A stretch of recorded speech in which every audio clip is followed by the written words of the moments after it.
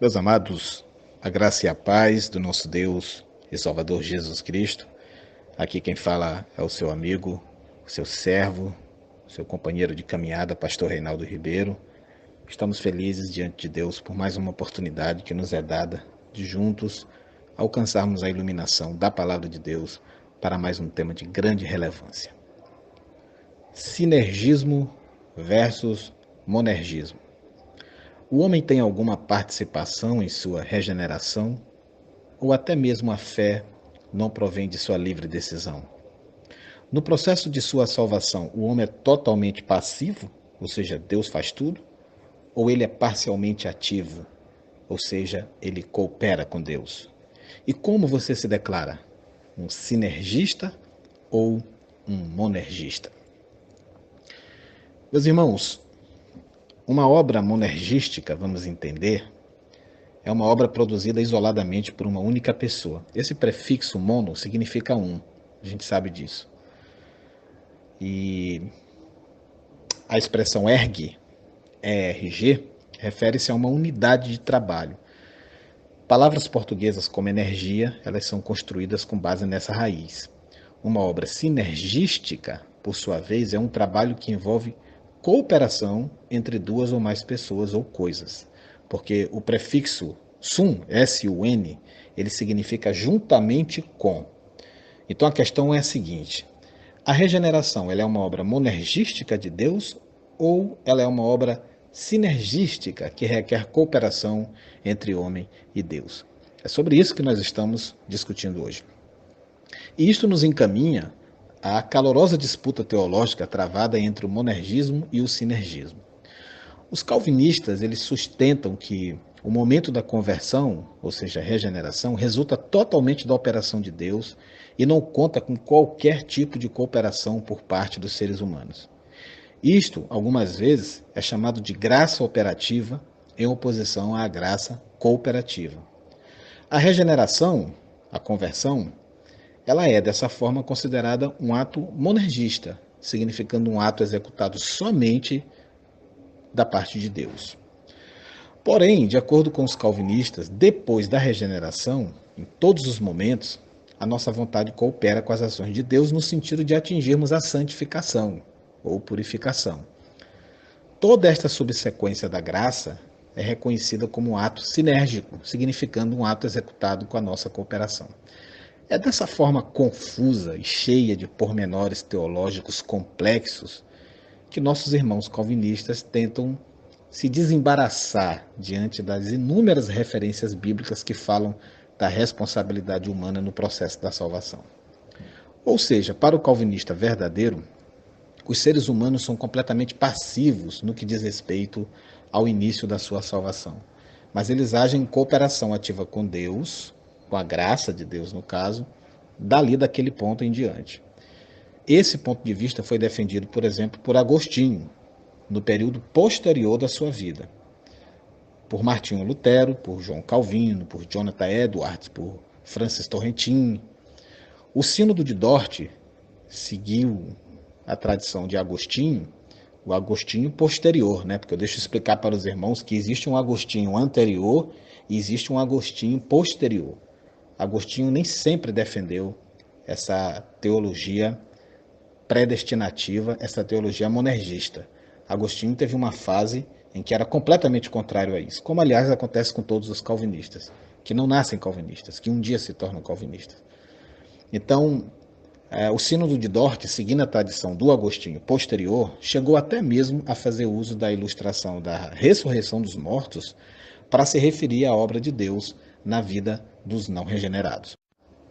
O ponto de vista dos calvinistas fundamentalistas, que preconizam um monergismo inicial, ele está baseado na concepção de que Deus exerce sua graça irresistível contrariamente à vontade da pessoa, o que se constituiria, a meu ver, numa violação da liberdade de decisão dos seres humanos, a qual procede do próprio Deus. Assim, meus amados, eu, logo de início, quero declarar aqui que me posiciono como um sinergista. E meu propósito nesta minha fala vai ser apontar os motivos pelos quais entendo que devamos rejeitar o monergismo. Primeiramente, a Bíblia não apoia a visão de que a graça irresistível seja exercida contrariamente à vontade das pessoas. Pelo contrário, ela afirma que todos podem rejeitar, e de fato alguns rejeitam e resistem à graça de Deus. Se não, vejamos, Mateus 23, 37, Jesus lamentou: Jerusalém, Jerusalém, que matas os profetas, que apedrejas os que te são enviados. Quantas vezes eu quis ajuntar os teus filhos como a galinha junta os seus pintos debaixo das asas, e tu não quiseste. Jerusalém resistiu. Jerusalém não quis aceitar a graça e o convite salvador de Jesus. Compare com 2 Pedro 3,9. Estevão se referiu ao orgulho do povo de Deus nas seguintes palavras lá em Atos 7,51. Vós sempre resistis ao Espírito Santo. Então veja que é possível resistir ao Espírito Santo. Ainda lá nos dias de Noé, Gênesis 6,3. Então disse o Senhor, não contenderá o meu Espírito para sempre com o homem.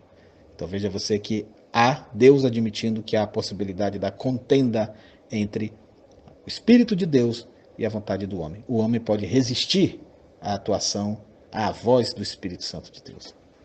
Na verdade, irmãos, apesar de ser tarefa do Espírito Santo convencer o mundo do pecado, da justiça e do juízo, como está lá em João 16,8, nem todas as pessoas responderão de maneira positiva à sua ação.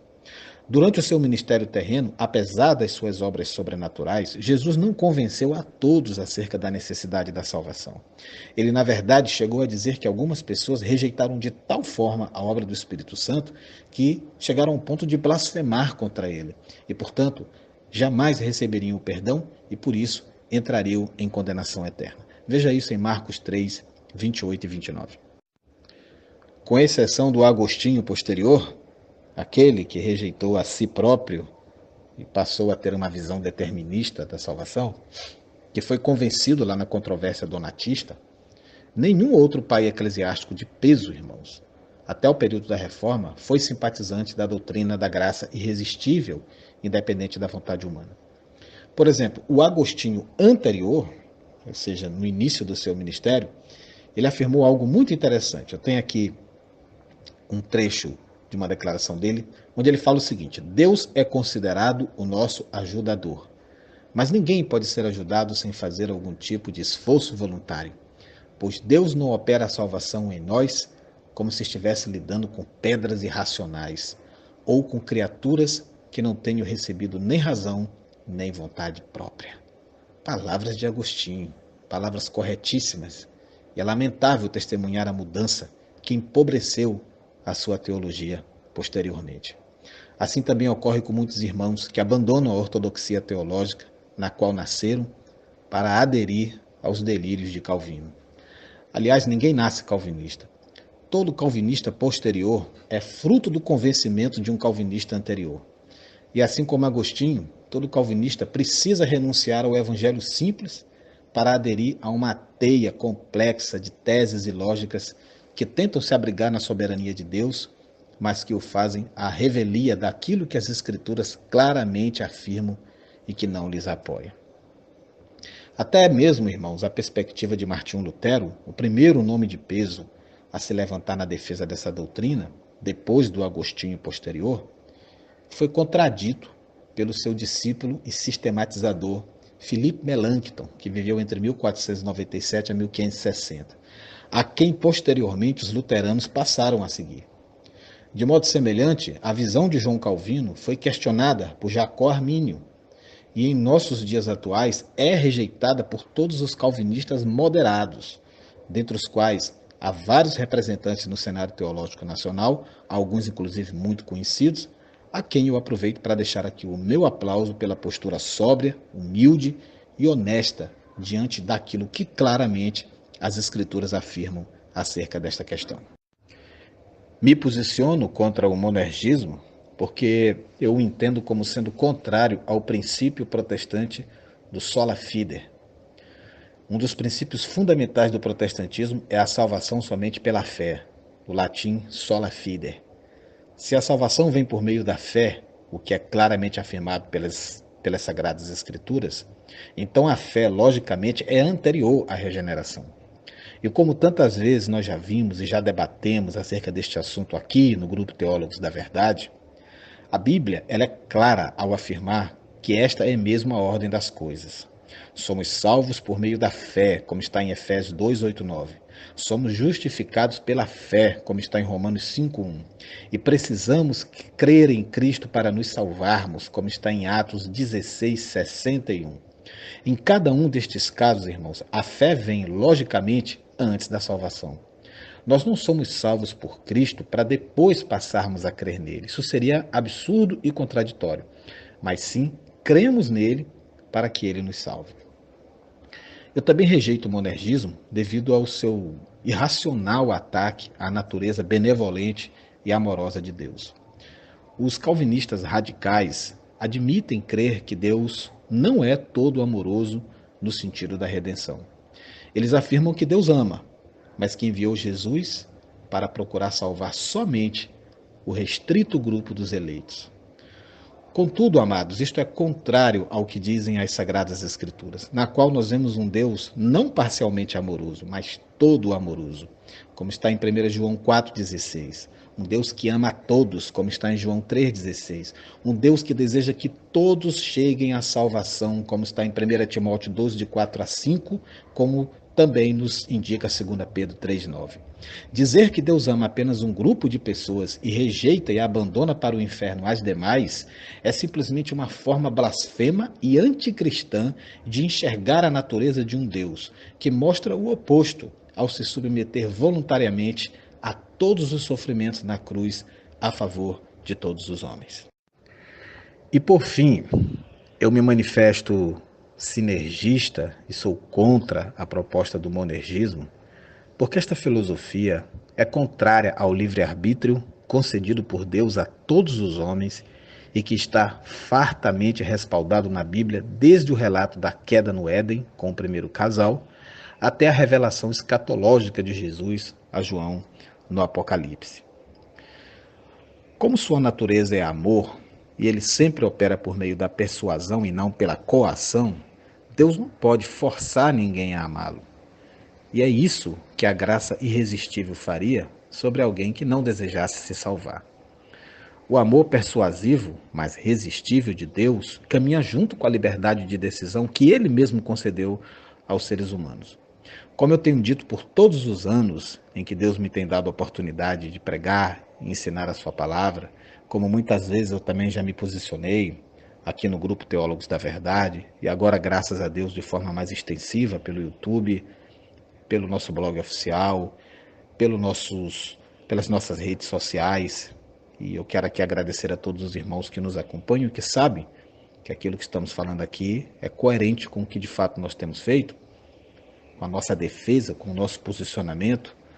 O livre-arbítrio humano é uma autodeterminação. Ele envolve a capacidade de escolher seguir um rumo correto ou contrário ao convite salvador do Cristo de Deus. Ou seja, amados, todos nós podemos aceitar ou rejeitar a graça de Deus. Para resumir, a graça salvadora de Deus, ela opera de forma sinérgica com o nosso livre-arbítrio. Ou seja, ela precisa ser recebida, ela precisa ser acatada, ser aceita para se tornar efetiva. Isto não é uma boa obra. Isto não é salvação por obras. Aceitar a salvação, aceitar o convite salvador, não é praticar uma boa obra.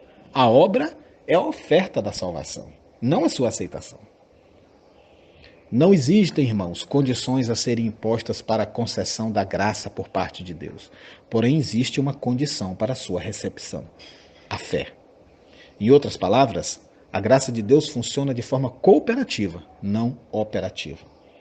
A fé é a pré-condição para se receber o dom divino da salvação e a fé antecede a regeneração, já que somos salvos por meio da fé, como diz Efésios 2:8, e somos justificados pela fé, como diz Romanos 5:1. Eu não sou o dono da verdade, mas essa é a defesa sincera que eu faço do tema proposto.